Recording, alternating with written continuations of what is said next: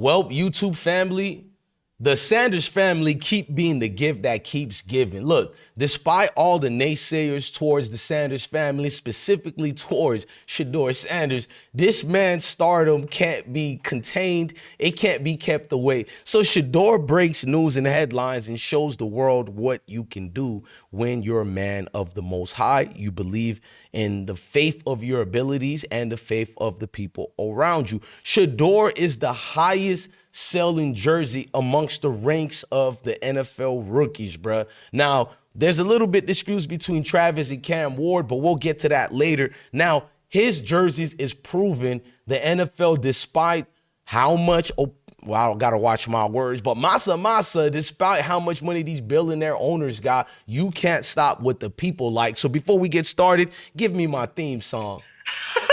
I've been broke so many times, I don't know what to believe. Mama say it's my fault, I wear my heart on my sleeve. Niggas best up on my...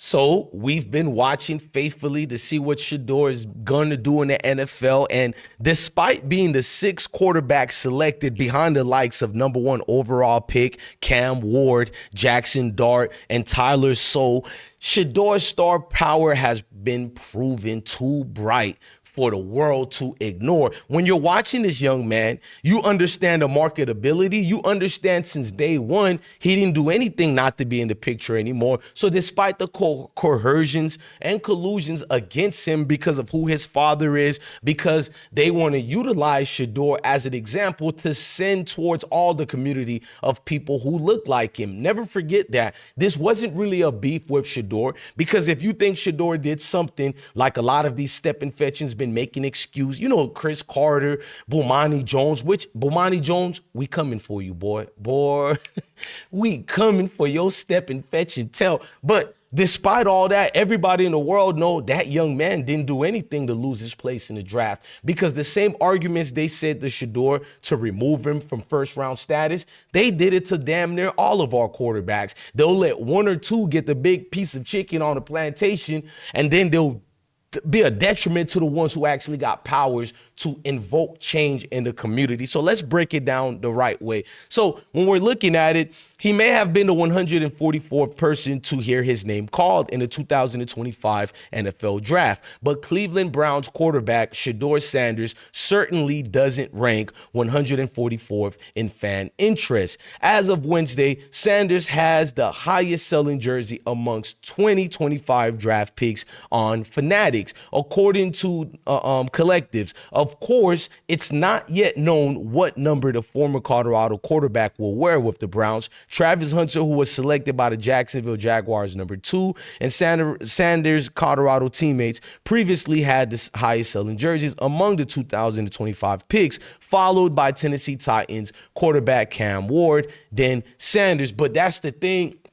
I don't want to get into that to make no little he say, she say. They said Sanders was the highest, but now people are trying to bring in the mix of Travis and Cam Ward. I'm a good brother who don't want to see any of these brothers lose. So I like hearing Cam Ward jersey is high, Travis is high, but these are the numbers being given by a lot of people, even including in the Mayo community, who said Shedeur one is the highest selling. But me being a brother who want to see these guys win, who watch them grow right before our eyes, it's a dream come true to see all of these three guys taking over the league before they have any snaps. But that also shows you who Shedeur Sanders is. This is nothing to negate the talents of Travis and Cam Ward. But I have always said for the last 3 years, especially the last two, Shedeur is head and shoulders above Cam and Travis. I'm sorry, he just is. Yes, Travis Hunter could cover, he could catch the ball, but we're talking about the leader of a franchise, the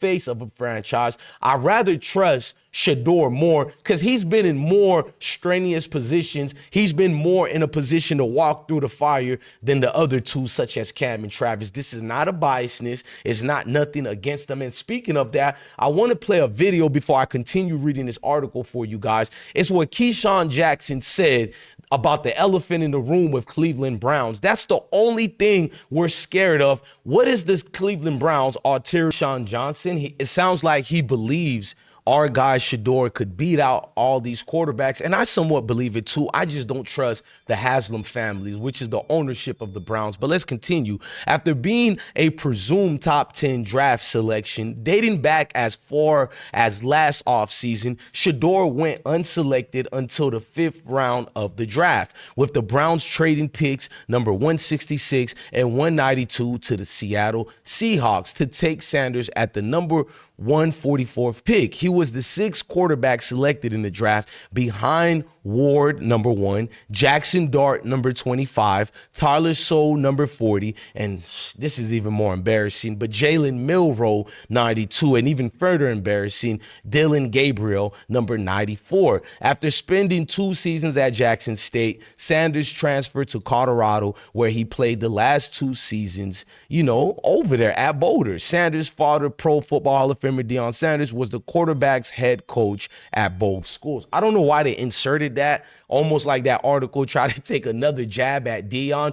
It seems that they love telling us we don't have fathers, in our lives. Black folks, you guys need your fathers. You're a problem to the community of America. But when you do see the fathers there, it's still a problem to negate from us. But let's keep going, man. Sanders joined a crowded Browns quarterback room, which includes 2022 first-rounder Kenny Pickett, veteran Joe Flacco, and Gabriel, whom the Browns selected with the 94th pick in the draft. They also got, incumbent starter Deshaun Watson, who's expected to miss the season due to a ruptured Achilles. Now, Cleveland traded back from number 2 to number 5 with the Jaguars, sending picks number 2 and 104 up to the 200s, to Jacksonville. I'm not about to read all this because I think I know what the article is doing.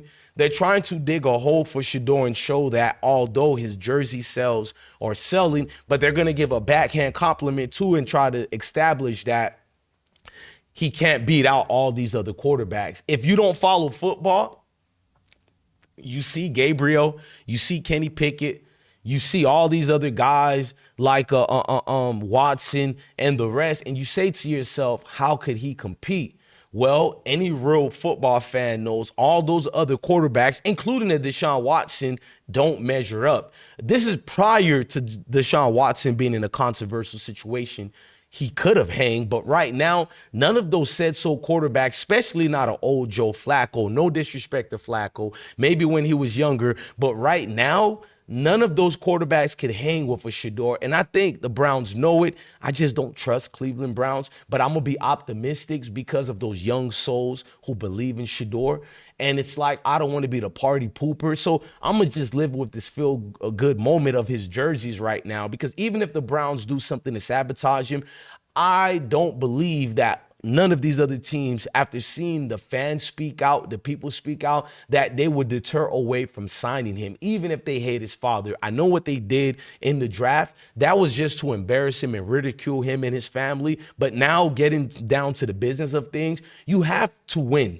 Especially if you're not a franchise that bring in money like the Cowboys. Cowboys could lose every game and still be one of the most wealthiest franchises out here. But you other franchises, you got to think about the long run, and Shedeur is that. Y'all let me know how you guys feel about it, because at the end of the day, Sanders entered a jam-packed room, but he could beat out. Whether he earns a playing time or not, Shedeur's already winning off the field, and you can't say anything against that. So now our eyes are watching to see, could this young man become the face of Cleveland Browns franchise? Ladies and gentlemen, at the end of the day, man, this is always going to be bigger than football. It's always going to be deeper than football. I'm DJ Bless One, the best one. Love your family, love your kids, and stay blessed. Heart been broke so many times, I don't know what to believe. Mama say